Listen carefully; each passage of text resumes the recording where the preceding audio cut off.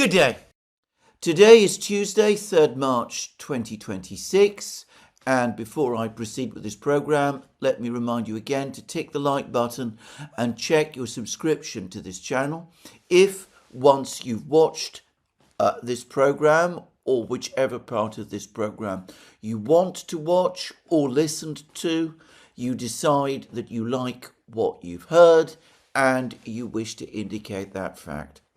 Well, today we are in the 4th day of the war between the United States and Israel and Iran. And I will begin by saying that the most important thing in this war up to now is what has not happened. We have not seen demonstrations and protests in Iran against the government there. We have not seen signs that Iranian society is fracturing in the way that I suspect many people anticipated. And above all, we've seen no evidence of the dissent amongst sections of the Iranian military, no signs of defections, no signs of military units assembling and moving towards the capital to take control. We've seen no evidence of this taking place, despite information that we had from the US journalist Seymour Hersh that there were contacts between the US and Israeli intelligence agencies and top Iranian military officials. And despite the fact that John Bolton, Donald Trump's arch neocon, national security advisor, also said that in order for this operation to succeed against Iran, defections from the military are needed. And, well, to repeat again what I've said many times, this is a war of attrition now, a war of endurance. If Iran is able to keep fighting, if it is able to keep resisting, if it is able to preserve intact its political and governmental system, then eventually Iran wins. Iran wins not on the battlefield. It is not in a position to defeat the armies and air forces and navies of Israel and the United States. Iran wins by surviving. In fact, its approach to war is very similar to the one that Henry Kissinger, Richard Nixon's Secretary of State and National Security Advisor, once attributed to the North Vietnamese. If the North Vietnamese do not lose, they win. If we do not win over the North Vietnamese, we lose. And that is exactly what is playing out at the present time in the Middle East. On the contrary, what we have seen is Iran continue to take the war to its enemies. It continues to conduct air and missile strikes against US bases across the Middle East. It also launched a drone attack on the US embassy in Riyadh, something which has dismayed the Saudi authorities. It has also continued to attack the facilities of the US Navy in Bahrain, where the United States has its most important naval base in the Persian Gulf. There are reports of increasing protests against the king of Bahrain in Bahrain itself. Bahrain is an unusual country in the Persian Gulf in that it is an Arab state. It is, of course, an island state. It is an ally of the United States. It has a Sunni royal family, but Sunnis make only 20% of the population. Shia make around 80% of the population, and there have been previous instances when the Shia in Bahrain have made fairly clear that they are dissatisfied and unhappy by the rule of the royal family and have had to seek assistance from the other Gulf states, most specifically from Saudi Arabia. And in fact, I've seen reports that the same thing is happening, that even as the authorities in Bahrain face renewed protests, and perhaps protests are an understatement, I've seen some suggestions that what is happening in Bahrain goes beyond protests and approximates to something closer to an insurrection. Anyway, I've seen footage of Saudi units moving to Bahrain. Bahrain is connected to the mainland, to Saudi Arabia in other words, by a network of bridges. And I've seen film of Saudi military units moving into Bahrain in order to try to stabilize the situation there and to ensure the preservation of the Sunni monarchy which rules the island.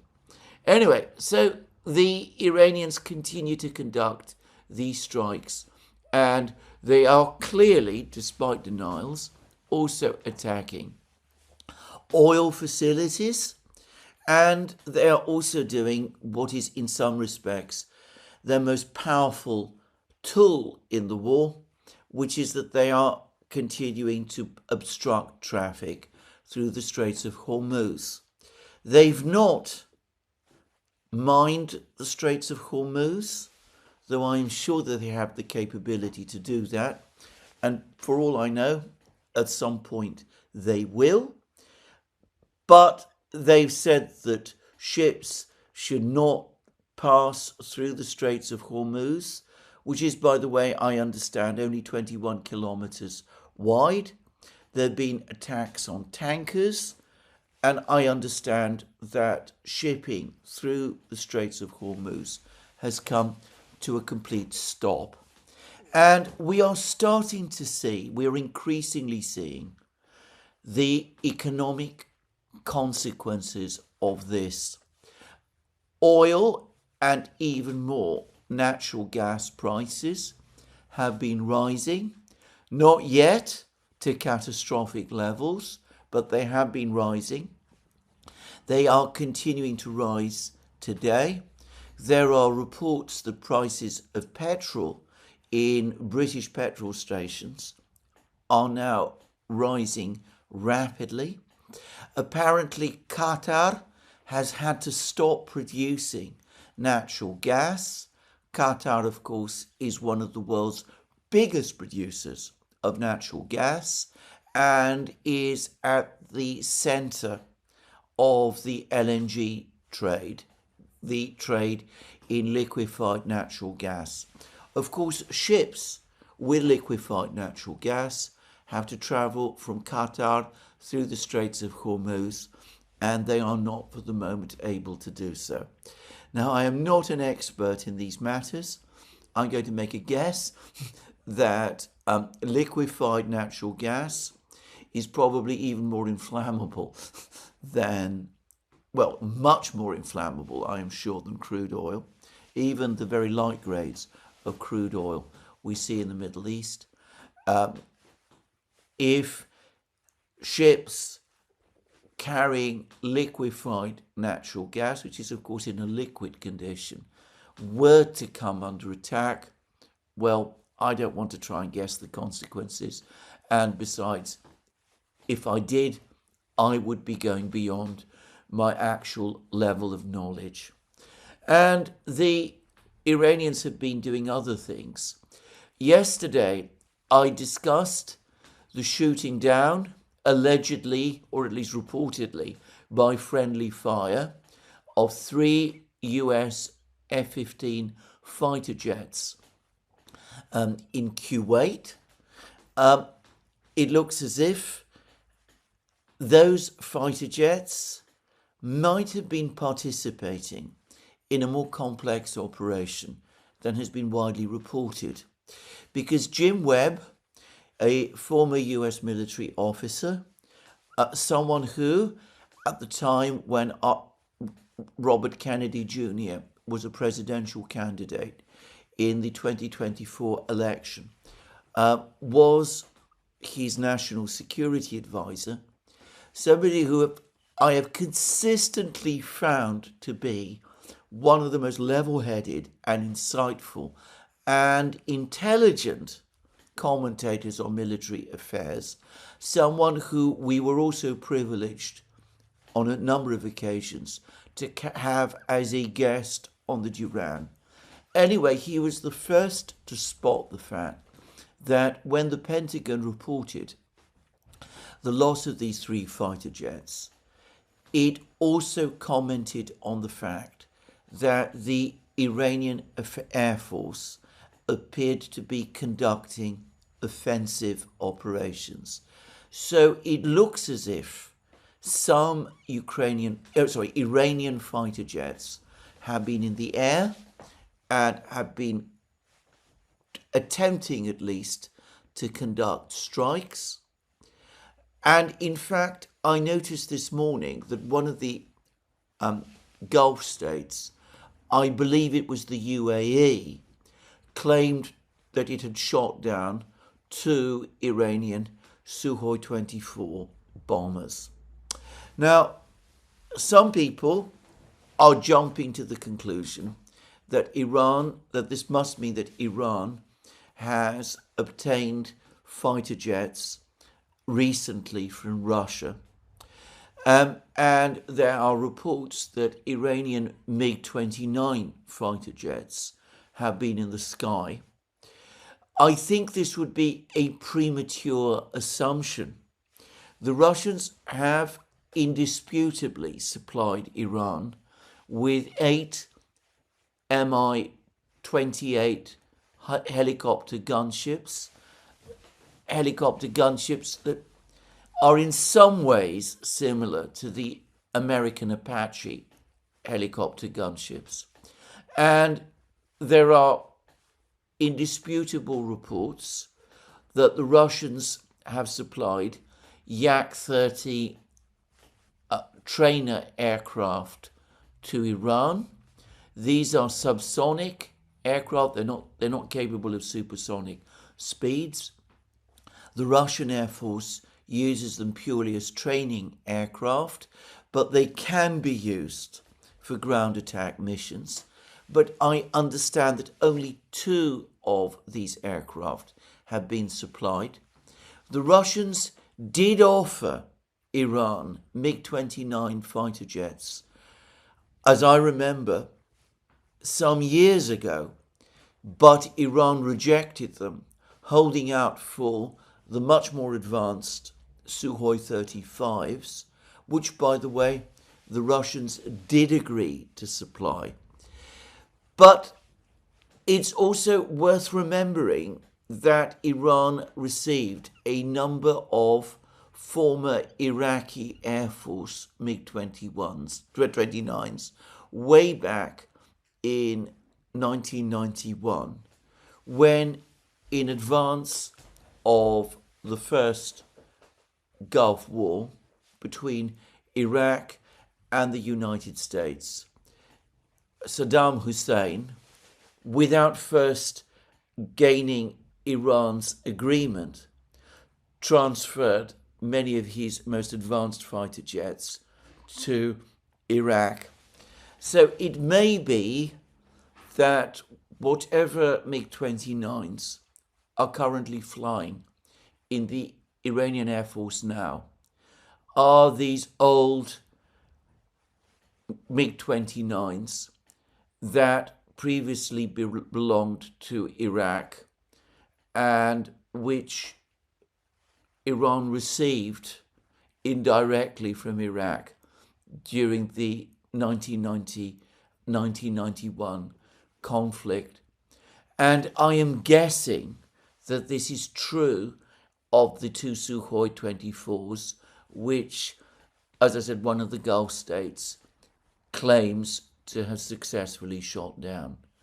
But it is nonetheless remarkable and very indicative that there do seem to be reports, confirmation, that Iran's Air Force is functioning. It is not very large. It probably does not have many advanced aircraft. Apparently, the pilots are well trained and skilled, but there's a limit to what they can do. But anyway, they are apparently up there in the sky doing whatever it is that they can. So even that perhaps is a sign that Iran is continuing to resist, and they continue to launch strikes on Israel itself, as well as the various other Gulf states and of course Cyprus, which Iranian drones also attacked.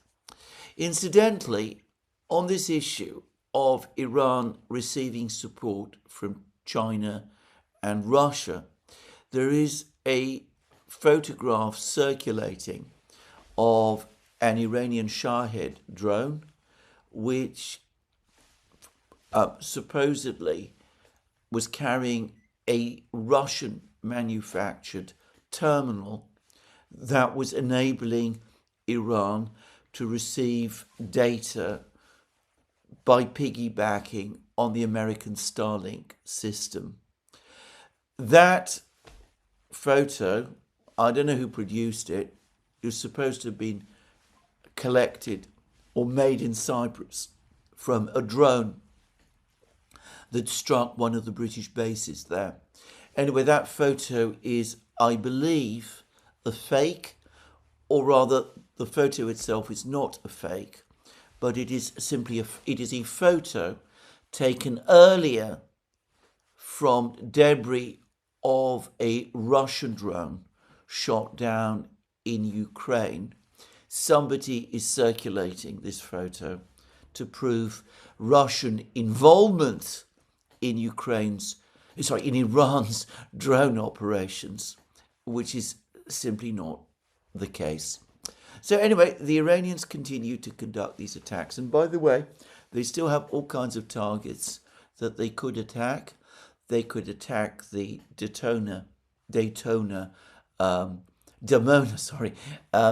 Israeli nuclear facility. That would be an unimaginable escalation.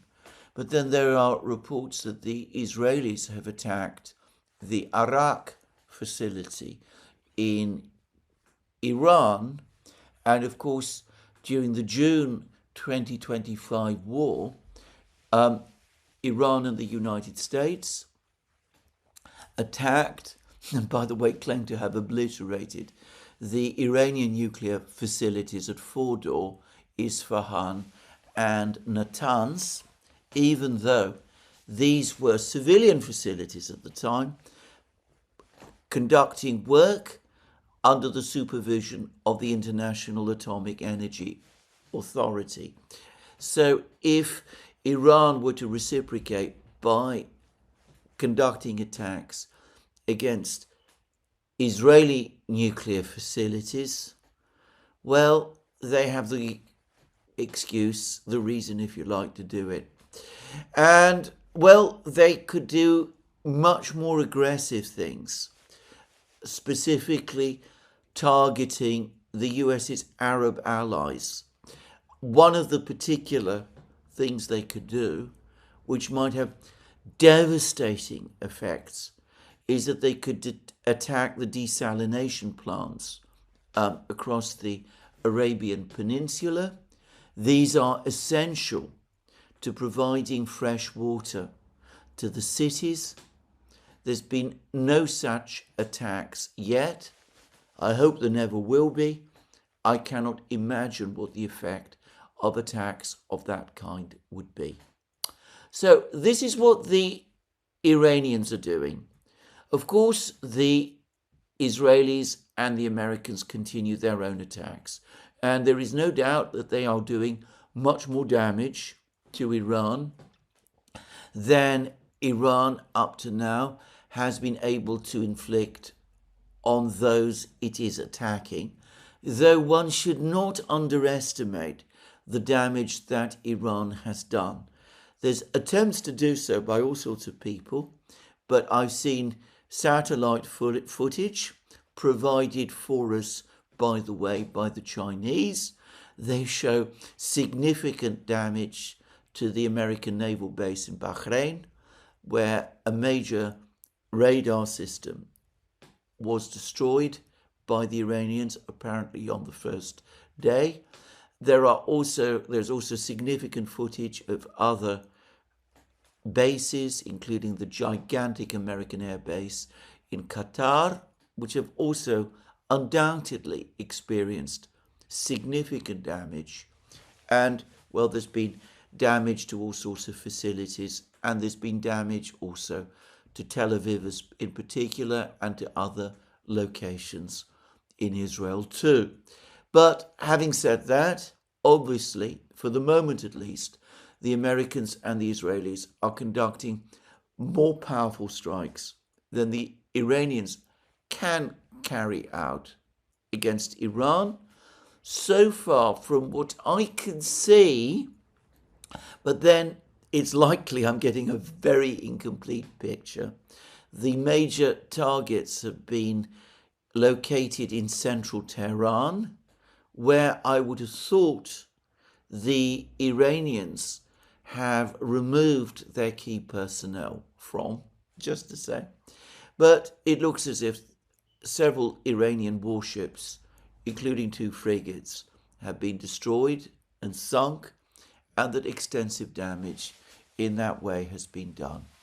But the key thing always to remember is this: Iran, an enormous country of 90 million people with a huge industrial base, a huge and diverse industrial base that extends right across Iran's enormous territory, can absorb a huge amount of battle damage, whereas Israel, a small country, small territorially, and in terms of its population, with very concentrated industries located in a small area, cannot absorb the same levels of damage to the same degree.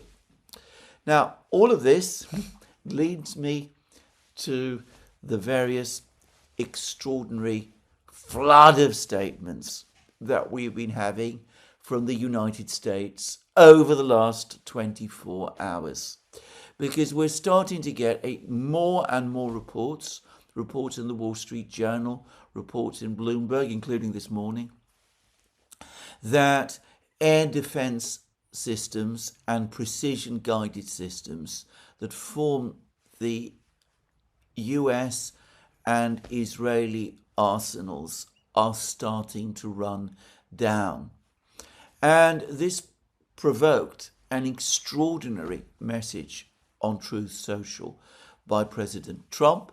He said that there was no truth to these reports. He said that the United States is abundantly supplied with high-end and middle-end weapons. I'm not sure what he means by that, by the way. What exactly does that mean? What are the high-end and middle-end weapons that he's talking about? But he says that there's no shortages of these, except perhaps that there are shortages after all, because further down he also complains that sleepy Joe Biden supplied an excessive amount of these very weapons to the man that President Trump now calls P.T. Barnum.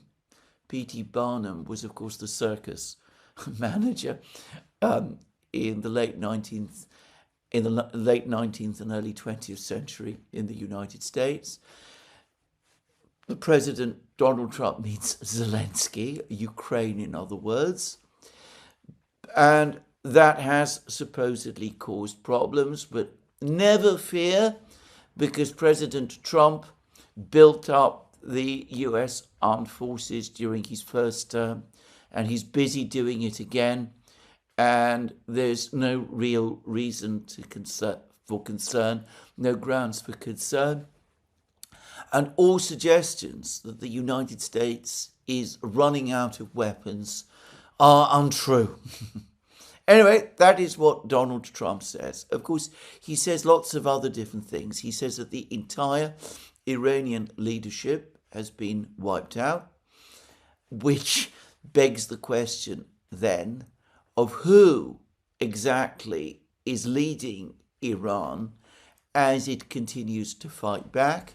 He says that all Iranian air and sea and land forces have been effectively eliminated, which again begs the question of how Iran is fighting.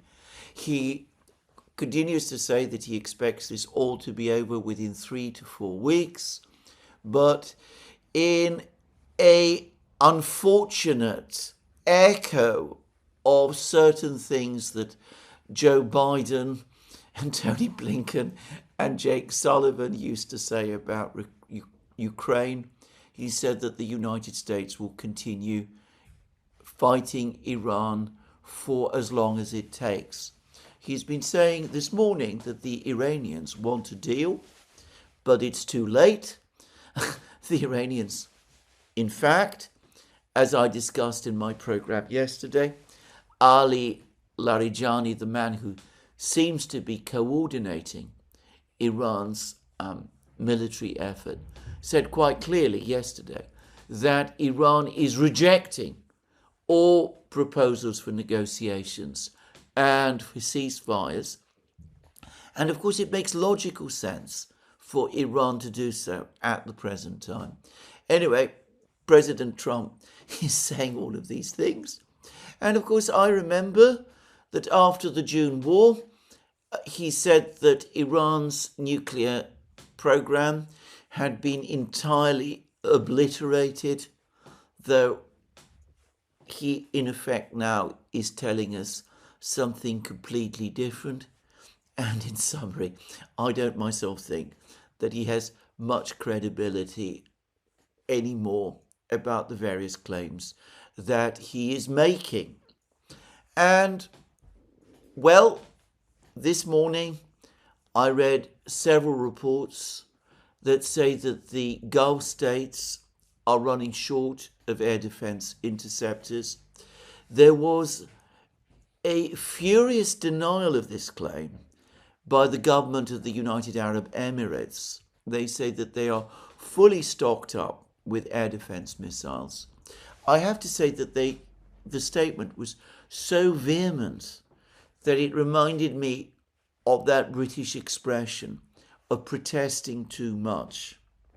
Anyway, there are reports that all of the Gulf states are starting to run short of air defense missile interceptors, that they have been pleading with the United States to supply them with replacements.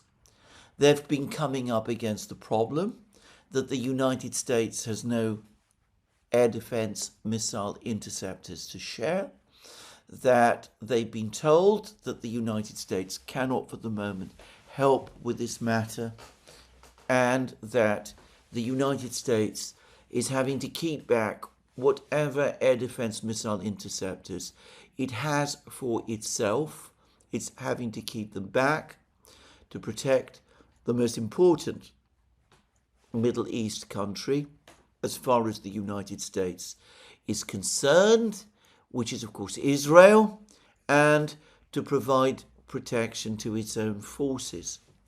And apparently there is hand-wringing and anguish about all of this from the Gulf states, and there are also reports that because of the crisis in air defense systems, air defense missile systems, the United States is now having to turn and consider transferring its systems from South Korea, the THAAD and Patriot missile systems that were located there, in what, by the way, the Chinese saw as a major provocation, but that these are going to also have to be transferred to the Middle East, and that the United States is cannibalizing whatever stockpiles of systems around the world that it can. It is also putting pressure on its European allies also to come to the rescue. I noticed, for example, that Greece has transferred its Patriot missiles to Cyprus, where there have been attacks on the British bases. Cyprus, as I of course also remember, came under considerable pressure from the United States and the European Union to transfer its air defense systems to Ukraine. Just saying. But anyway, it held on to them, or at least it held on to some of them. And those that it has, it's now having to transfer to Cyprus, along with 4 F-16 fighter jets. Anyway, the Europeans, who up to now have been busy buying air defense missile interceptors, Patriot missile interceptors from the United States, basically as they come off the production line, to send them to Ukraine, are having now to think about diverting them to the Middle East instead, and are coming under increasing pressure to do this. And I read a report again in the Financial Times, which has become an interesting source of information about the state of the war, incidentally.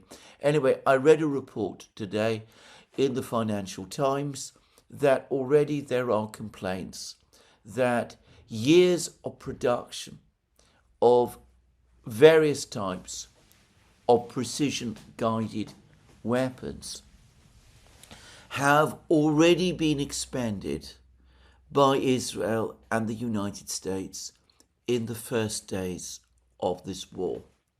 We are talking, to repeat again, about an enormous country, Iran, with a complex and challenging geography, very high mountains, large forested areas, places where things can be hidden, and also a country with a big population and many, many cities. There are reports, again in the Financial Times, that I've seen them in other places, about how Iran has developed a mosaic system of defense.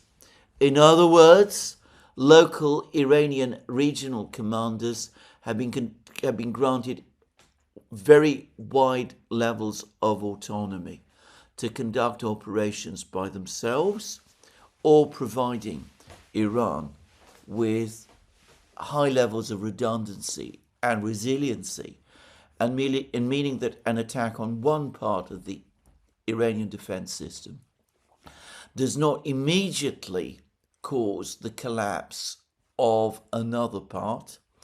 So the challenge to keep attacking, to maintain the kind of tempo of operations across Iran, is enormous. And, well, I have to say, given everything that I've heard, both before the war and during the Ukraine war, about US equipment difficulties, I place far more weight on the various reports of shortages than I do in the assurances that the President himself and his officials continue to give us. And interestingly, I also noticed that even as the President assures us that the United States can keep going with this AROC campaign for as long as it takes, basically, as I said, an unfortunate use of language, not used by the President himself, but something like that now being used by some of his officials. The US Defense Secretary, Pete Hegseth, is not ruling out boots on the ground, and we should be clear that that means American troops participating in some kind of ground operation against Iran. And the President himself talking in the same way. I think even Trump and Hegseth understand that for the American public, that would be going much too far. I think that they must worry that if something like that were ever attempted, then there would be not just opposition to the war, as reflected in the opinion polls in the United States, but actual protests against the war on a large scale. But the fact that they're talking about this at all is starting to suggest that they're becoming increasingly concerned. And there was a report yesterday that the President, Donald Trump himself, is conducting what we're told are confidential or secret or private or discreet conversations. How can they be any of these things when, as I said, they're being reported in the media with various leaders of Iraqi Kurdish militia groups to see whether they might be interested in participating in any military action against Iran? So I've provided a general overview of the state of the conflict, the military state of the conflict as of this moment. To reiterate again, all Iran needs to do is to keep the war going. And all of these problems, the problems with energy costs, the problems with shortages of precision-guided weapons, all of these are going to inevitably start to increase within the next couple of days, within the next couple of weeks, within the next month or 2 months. I cannot say, obviously, exactly. But the Iranians need to be able to keep... What the Iranians need to do is to keep going.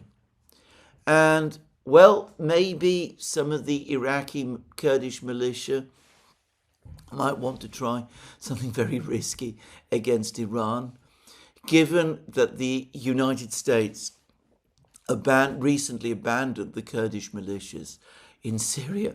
I wonder why the Kurdish militia in Iraq would agree to be used in this way, but then, of course, people do strange things, and no doubt there's money being offered and all of those kind of inducements. But anyway, bar something exceptional like that, bar some uprising within Iran itself, of which, to reiterate again, so far there is no sign, bar some significant defections by the Iranian military.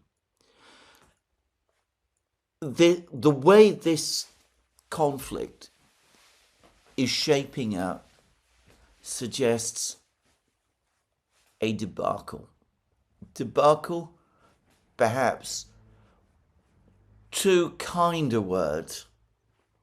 A geopolitical disaster might turn out to be more accurate.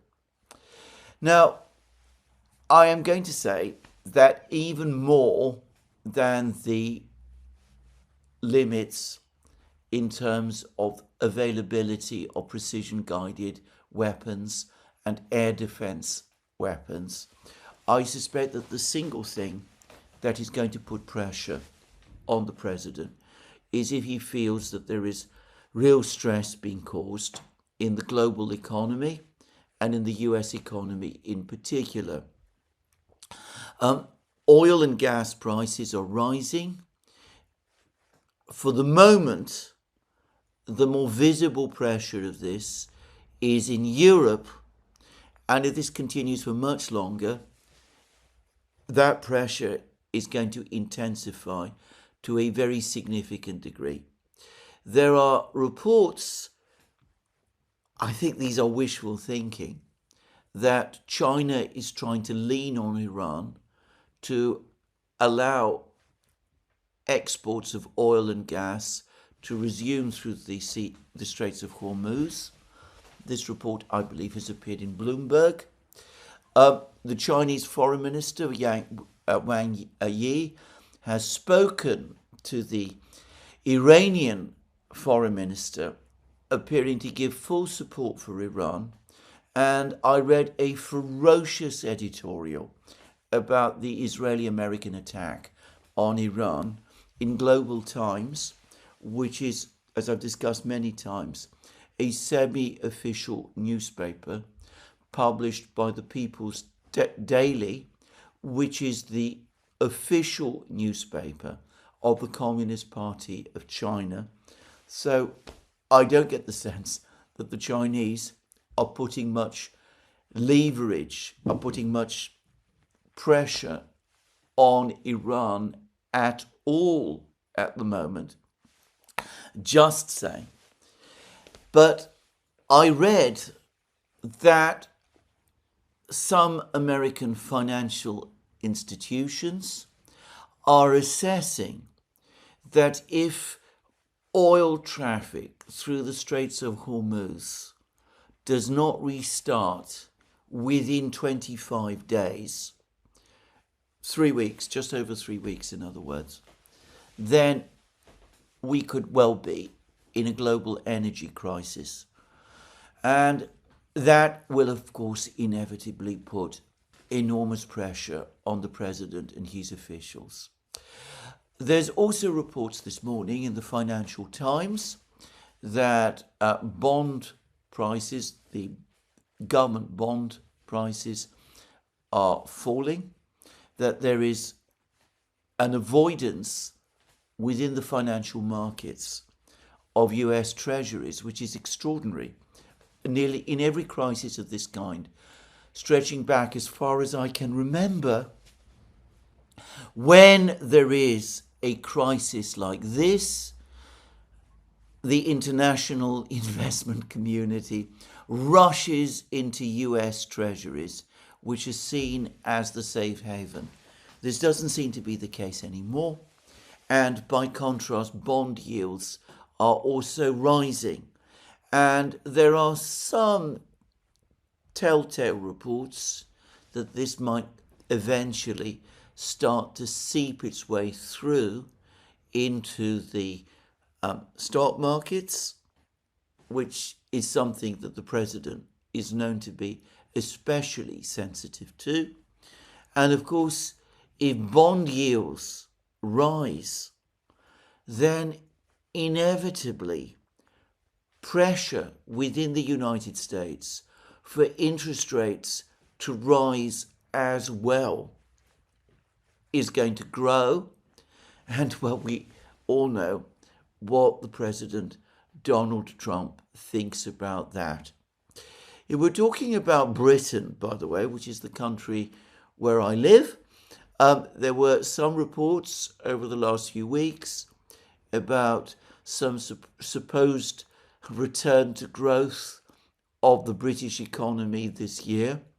I never saw any sign of that myself, but apparently the British Finance Ministry, the Treasury, and Britain's Finance Minister, Chancellor Rachel Reeves, is now actually giving advice that she expects growth to be still lower last year than it was, that it's still lower this year than it was last year, which to my mind, what that suggests essentially is a recession situation. So I suspect that even more than the very real pressure caused by equipment shortages, the United States, the president himself, the administration, will increasingly feel the economic challenge, and that might be the thing that causes them to change course. There is something else. I floated it already. A Chinese decision to stop exports of rare earths it might already be taking place. The Chinese government is known to do this kind of thing without announcing it.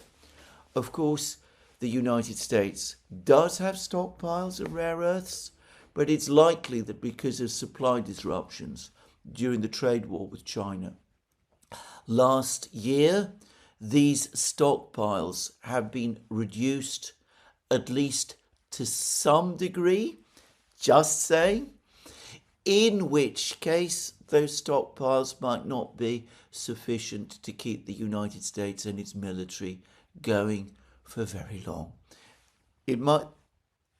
Restrictions on rare earths, by the way, will not merely have an effect on military production, though that will be visible beyond a certain point as well. They will affect the civilian economy also.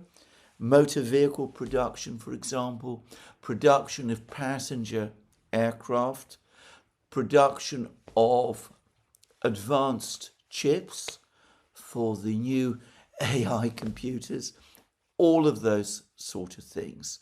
And of course, if the war continues and supply of rare earths from China are not coming through, then in order to keep the United States in the game against Iran, there might be pressure within the United States to start drawing on whatever stockpiles of rare earths there still are, which were previously allocated or assigned to the civilian economy. Now, if we ever find ourselves in that sort of situation, then we are going to be in what might be the biggest industrial and manufacturing crisis since the end of the Second World War. Anyway, these are all very dramatic outcomes. But of course, there is also hanging over everything the spectre of something else as well. The US Secretary of State, Marco Rubio, who I have previously found to be a very accomplished operator when giving briefings to the media. He knows how to handle the media very well, and he's a trained lawyer, so he knows how to use language very well also. Anyway, he had an uncharacteristically disastrous press conference. He struggled to come up with any coherent plan for the war going forward. He was challenged and didn't seem to be able to come up with a convincing explanation as to why the war was launched at all. There continues to be this drumbeat of claims from members of the administration, contradicted, by the way, by officials from within the Pentagon, that the United States and Israel were acted to preempt an Iranian attack, of which, to repeat again, there is no evidence at all, and which I don't believe anybody takes that claim seriously. Even the British media are not taking it seriously, just to say. But behind this appalling press conference, there continue to be reports that the United States was obliged to initiate this war at this particular time because of concerns that if it didn't, Israel would launch the war by itself, and that would put enormous pressures and create enormous problems for the United States. Now, what problems exactly?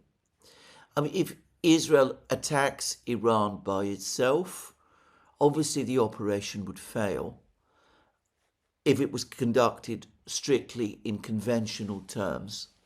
The fact that Israel had to be bailed out by the United States during the June 2025 war, and what we have seen in the first 4 days of this war show that Israel by itself cannot defeat Iran, a country of 90 million people with an enormous territory. Israel cannot defeat Iran by itself. This is why the Israelis have worked overtime to get the Americans on side. Well, I saw a report a couple of days ago which said that one of the reasons why the United States joined the June 2025 war was because they became worried that if they didn't, Israel might resort to nuclear weapons. And that was the eventuality that had to be avoided at almost any cost. Well, I don't know whether any calculations like that were really made in June of last year. I don't know whether any calculations like that exist now. I am very troubled and very disturbed that discussions of this kind are actually appearing in the media now. Reports of that kind are repeating in the media now. To be absolutely clear, however bad the economic situation might become, however bad for the president and his officials the situation might become also, any use of nuclear weapons would be the ultimate disaster. And that is the disaster that ought to be avoided at all costs. And if the United States has to acknowledge some kind of defeat, with the president himself, his political position collapsing in consequence, well, that would still be, for him personally, by the way, a better outcome than a nuclear war against Iran, which would have consequences that I don't want to even think about, let alone discuss or imagine. Anyway, that is where we are at the moment. Now, there's a few further things to say. A lot of people have discussed a red mark that has appeared on the side of the president's neck. There's been much discussion about what this means. For the record, I've seen this sort of thing myself in the past. I am not a doctor. I am not going to give... Please don't put any weight on what I'm going to say. But when I've seen rashes like that appear, they have generally been stress symptoms. And if the president is under stress, it would not surprise me. And perhaps, given this situation, he ought to be. That's the first thing I'm going to say. The other thing that we haven't seen up to now is a set of demands from Iran. The US has had its demands, it's made its demands, its political demands of Iran, which, as I said, were massively excessive.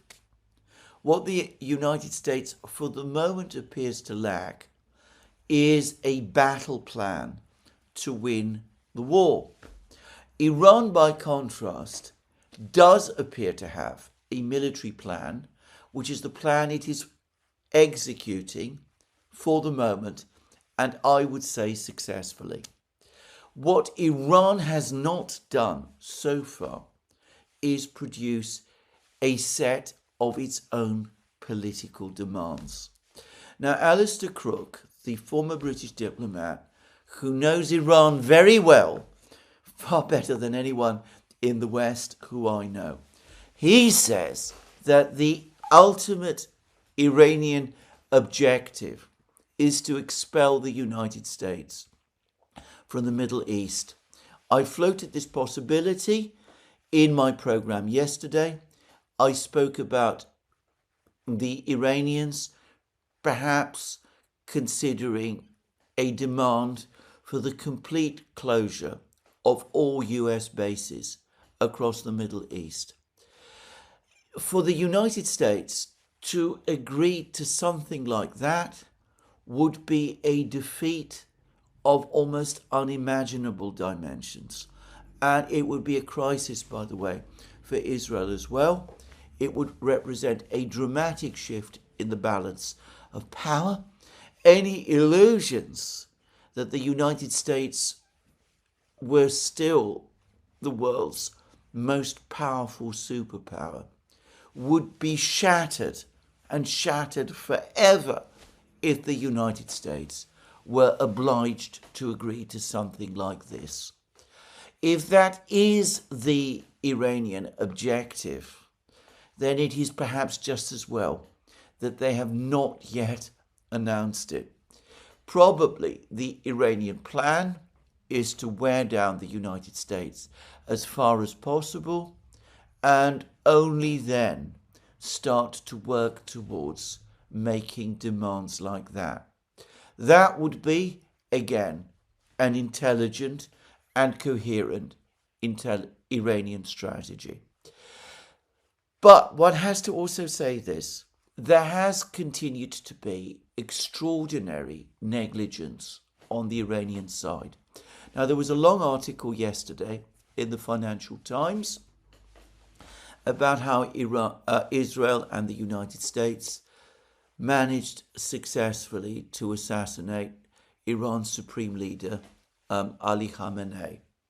Now, there's been a lot of speculation, a lot of discussion that Khamenei himself set himself up for assassination, that he, in effect, embraced martyrdom. And there is no doubt about the fact that Khamenei has spoken about his willingness to embrace martyrdom. I've seen film of him making exactly that statement, and it appears to be recent film. And this very same article in the Financial Times confirms that Khamenei did have that thought in mind and has himself spoken in that way. However, that was not why he died on Saturday. It seems that the Israelis were keeping very close track on him. They'd hacked all the traffic cameras near his residence. They were able to see who was coming and who was going. Again, it seems it's extraordinary negligence on the part of Iran that they hadn't apparently considered that possibility, given Israel's known effectiveness in this kind of technological espionage. And it does seem as if Khamenei, when the attack took place, was not expecting it.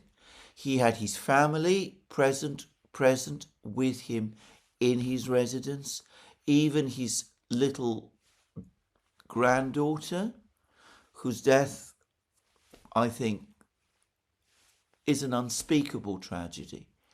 And it does seem as if all of the other top Iranian officials, the defense minister, the head of the IRGC, the chief of the general staff, all of these people did indeed attend this meeting in Khamenei's official residence, to which they were invited by Khamenei himself. Given what I have said about the certainty, about how it was obvious to me before the attack took place, several days before the attack took place, that an attack was coming, I still find it incredible that an experienced and clever man like Khamenei could have been trapped in that kind of way and could have allowed his military officials to be trapped with him. Anyway, regardless, Iran does have its martyr. So does Shia Islam altogether. Photos have been published of the interior of Khamenei's residence before it was destroyed. They appear to confirm the many claims that he did indeed live a simple and ascetic life, which undoubtedly is going to create an impression. Except the only thing I would say, and the further thing I would say, is that, of course, and it's clear to me, to the surprise both of the United States and of Israel, Iran has survived. It's been able to continue to function, notwithstanding Khamenei's death. Contrary to many claims in the West, Iran has a complex political system. It did not revolve around Khamenei. He was in no sense Iran's dictator in the way that Saddam Hussein was, the dictator of Iraq. Just saying. But anyway, Iran has come through. For the moment, it appears to be defending itself competently and successfully. It seems other reports that the interim supreme leader has been killed were untrue. There are uncertainties about whether the former president Ahmadinejad was killed. There are contradictory reports about him. I don't even know, by the way, why, given that he's not played a significant role in Iranian politics for many years, why he was a target at all, but never mind. But anyway, for the moment at least, Iran has overcome whatever crisis there might have been following Khamenei's death, and it is fighting successfully. But it is still remarkable that he was assassinated in the way that he was at all. Now, let's now turn to the other big players. Lavrov and Wang Yi, the foreign ministers of China and Russia, have had a conversation, and they're clearly working together and coordinating their positions. The Russians have reminded everybody that BRICS is not a military alliance, which is absolutely true, but they have already referred to the attack on Iran as an act of aggression. The Gulf Arab states clearly see the Russians as major players. I spoke yesterday about how all of them, not so far Kuwait, but Qatar, the UAE, and maybe Kuwait as well, did indeed contact Putin over the previous hours, over the previous day. Later, Putin had a call with MbS, the Crown Prince of Saudi Arabia, and the Prime Minister of Saudi Arabia as well, Saudi Arabia's de facto ruler. MbS, of course, there are reports that even as he was publicly opposing an attack on Iran, he was quietly in private urging Donald Trump to carry it out. Those are the reports. They have not been contradicted. He spoke a very, very different tale to Vladimir Putin over the course of his call with Putin. He spoke also about the need for an urgent end to hostilities. One can understand why, because for Saudi Arabia, the closure of the Strait of Hormuz is a crisis. And of course, if the Iranians come after the desalination plants in Saudi Arabia, it is going to be much worse than that. But anyway, all of that is obviously a matter of massive concern for MbS. And he seems to be trying to talk to Putin to see whether Putin can somehow find a way through. Now, in theory, the Russians are well positioned to act as mediators in this conflict. They have excellent relations with Iran, and they have been developing economic relations with Iran as well. I read a long article just yesterday in the Iranian media about how economic relations between Iran and Russia have been starting to develop.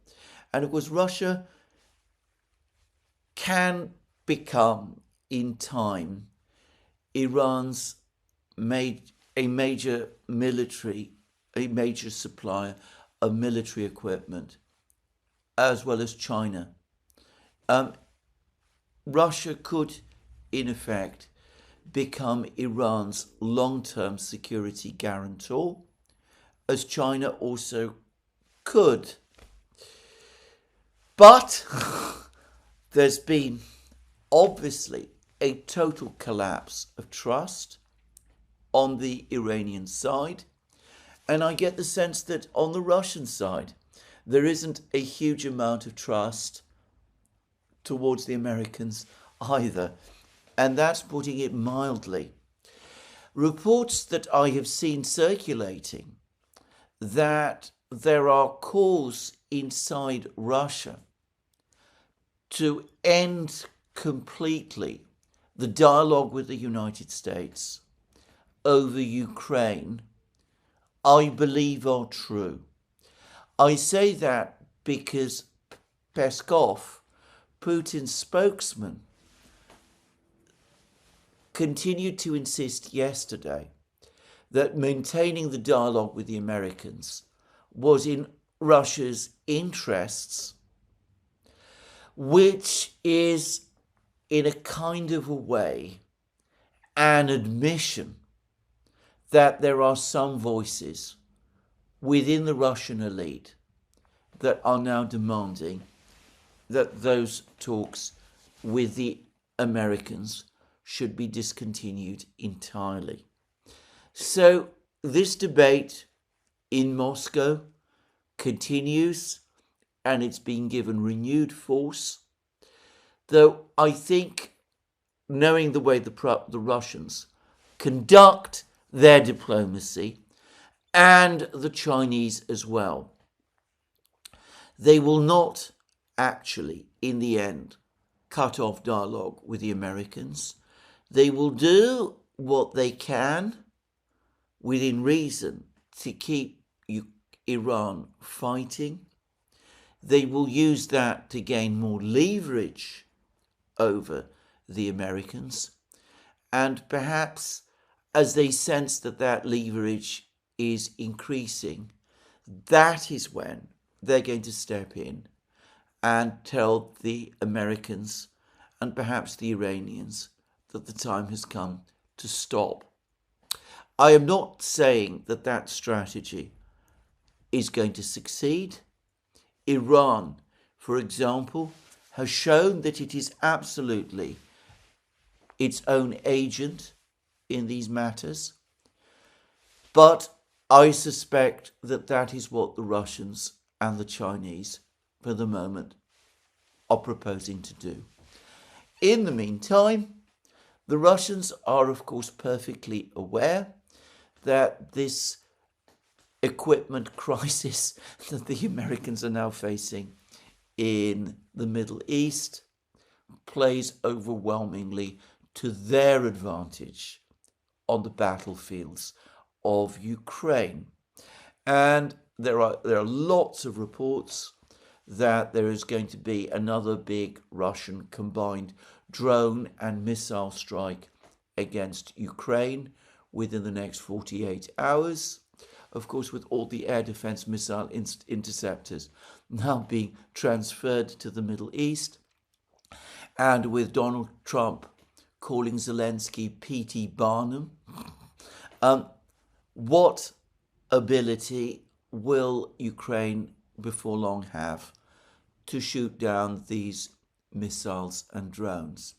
By the way, on that topic, as I understand it, this laser system, this experimental laser that the Americans have deployed in northern Israel, has some effectiveness against drones, but no significant effectiveness against missiles. It is primarily an anti-drone weapon. Just saying. That's what I've heard. Anyway, I'm not going to get into a discussion of this. If anybody knows otherwise, they are welcome to tell me about it. But anyway, that is the military. That is something that the Russians are aware of. They made further big inroads in Ukraine over the last few days. But even the Ukrainians are now acknowledging that after the mud season, the period of the Rasputitsa, ends at the end of March and the beginning of April, the big Russian summer offensive of 2026 in Ukraine will begin. And Ukraine, short of men on the front lines, short of equipment already, unable to get more equipment from the United States, which is far and away the most important equipment provider, because the Americans aren't able to sell equipment to the Europeans anymore, because what equipment they do produce is going to the Middle East. The Americans will not be in a position to help them through the offensive that is coming in the summer. So far, there is no word of further negotiations between Russia, Ukraine, and the